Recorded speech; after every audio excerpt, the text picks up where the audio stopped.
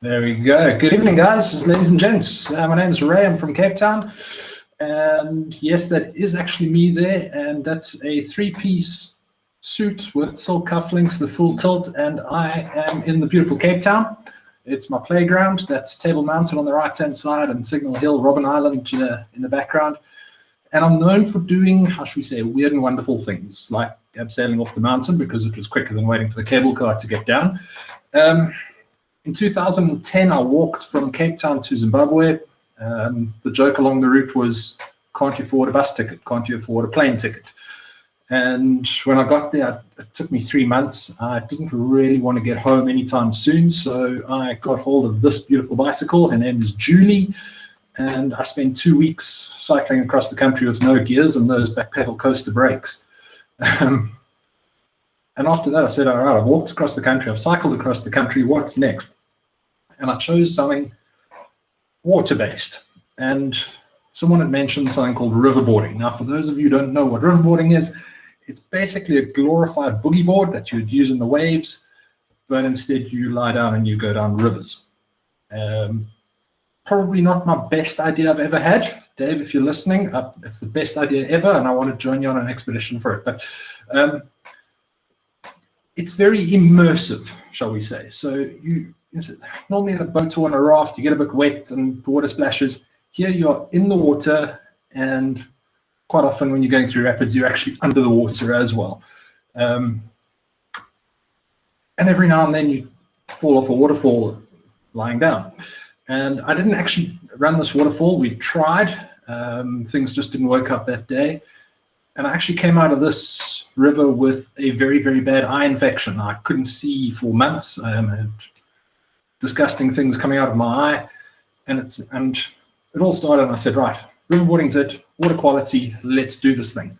And the longest river in South Africa is just over 1,500 miles long. And I said, I'm going to riverboard from source to sea. So for 2 days, I walked up this mountain.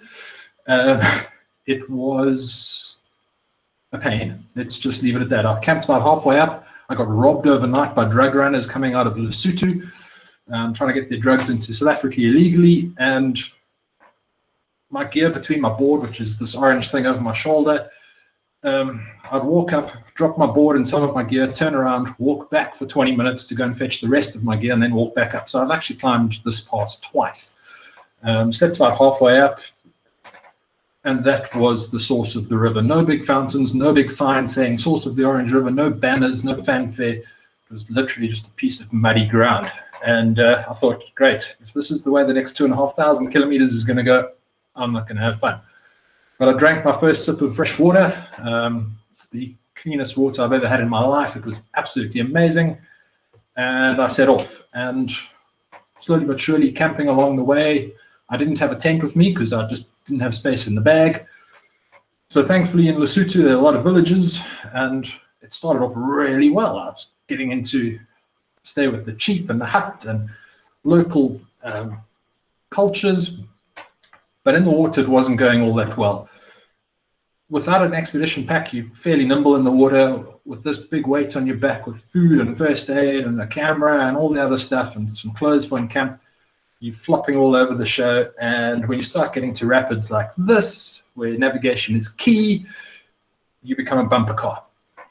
And the morale just drops and drops and drops some more when you're just permanently nose first, head first into rocks, trees. I actually ditched my gear one day. I found myself in a tree in the middle of the river going, how on earth did I get here? And I can't get myself out holding onto my gear. So I let my board go, unclipped my backpack, let my backpack float down the river. And I found it later in the day, washed up on the side of the riverbank, thankfully. But morale was low. It was just nasty. Waking up in the morning with cows with big pointy horns looking at you around the corner going, ooh, red helmet, I like you. But I'd chosen to be out there. So life was tough. I did actually do this alone. You see 2 boards there. That comes a little bit later in the journey as to why.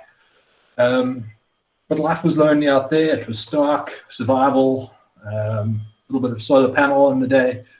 And between towns, it was just me. There was no one else. You literally lie down on the board, kick, kick, kick, kick, kick with your flippers all day long, 8, 9, 10 hours, kick, kick, kick.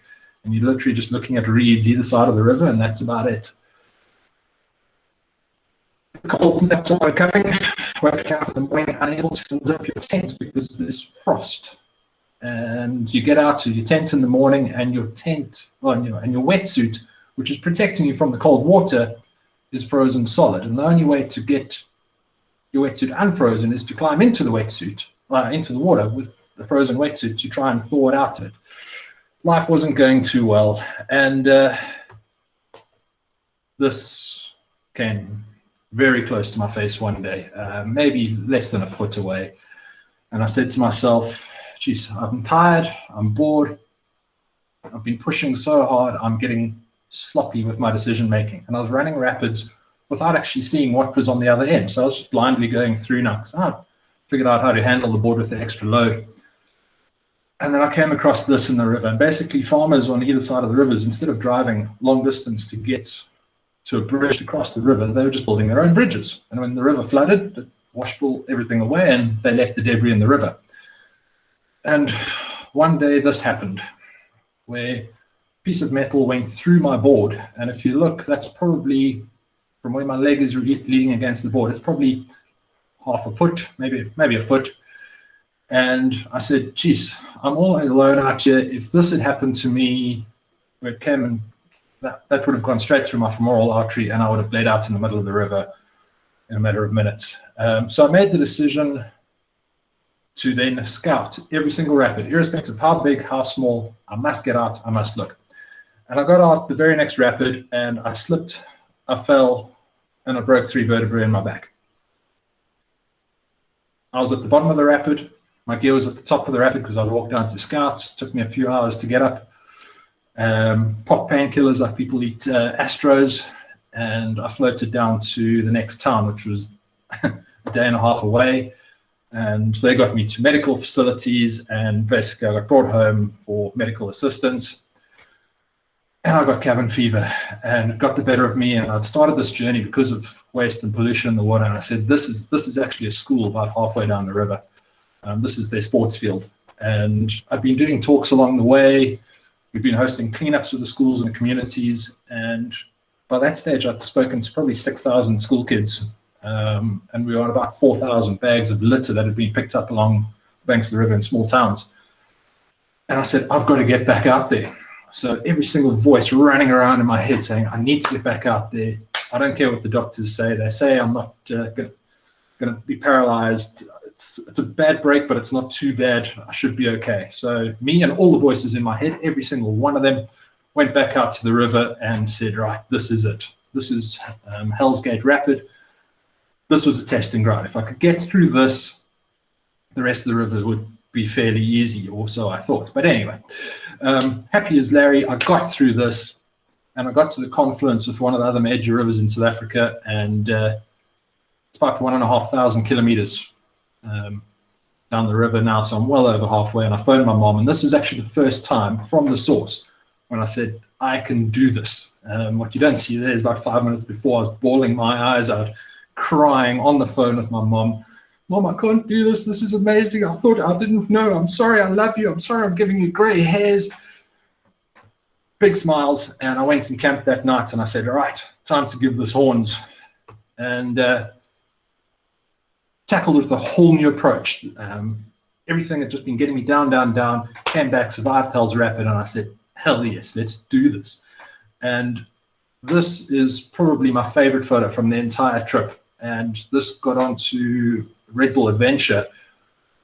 And it was the title photo for an article, One Day All Selfies Will Be Like This. And 2 other photos that I remember from that article was an astronaut at this International Space Station and an F-18 fighter pilot with his flares out the side. And I went, jeez, that's pretty epic. So one of the things that had happened going back after I broke my back is I couldn't carry that weight to my back anymore. So I deployed a second board with the tow rope behind me, and I couldn't always pull that through rapids. So what I'd do is I'd walk around while I'm scouting the rapid, drop some gear, go back, run the rapid, collect my gear, which often had a camera attached to it, which posed its own problems. I got caught up on trees and reeds and rocks and everything else. And my mental state just kept on tumbling now, because every time I got stuck here, it's pull back, cut a tree, cut a rope, reattach, tie a knot. You'll see a knot in there from tying and fusing in the middle of nowhere. And it wasn't all just pretty campsites and stuff. This was, I probably had 3 days of this dust storm. And if ever you've thought or you've watched a movie of Chinese water torture where it's drip, drip, drip, that's it. You're lying down and it's just splash, splash, splash in your face. But then end of that day, you get out and this is your campsite. You're away from everyone, stars above you, and it's just the most incredible experience. And you get days like this. And it's actually quite funny. And I was looking at this video or this photo, and I said, I'm moving there on Thursday, basically indefinitely. This is going to be my garden. I've spent probably 2 months there in the last 3 years. This is part of the Orange River, and I'm heading back. I'm going to be fortunate enough to call this home soon. And all the way along, it wasn't just me that said, yes, I'm going to go and do an adventure. It was a series of yeses. It was a yes from guys who were prepared to give me some cash, because I couldn't quite take off 7 months of being unemployed and paying for everything. It was a bunch of guys who said, yes, come stay with us. Yes, come, we'll help you organize a cleanup. This group of commercial paddlers were like, yes, come join us for dinner. Come share some tales. We'll help you. There's some rapids up ahead. We'll be safety, so you can just run through. You don't have to slow down. And basically 7.5 months from the time I started, we popped that bubbles, and I got to the ocean from very top in the mountains in Lesotho, almost 1,500 miles later. A series of yeses, yeses, yeses, bad mental state, lots of voices in the head, but ultimately going yes, yes, yes, yes, yes. And I got to the Atlantic Ocean, and about half an hour before this, I'd had dolphins swimming around me as I got into the ocean. So just the most incredible experience ever. And yeah, I just want to say thanks to everyone who said yes at some point along the way to enable the journey and support it, and yeah, basically be by my side. You can do it, and I loved with the running, because that's my next project. There's this little thing in the back of my head about a running project. So and that's me. I'm done. Cheers, everyone. Totally wonderful. Thank you so much, Ray. That was amazing. What a story. I can't believe you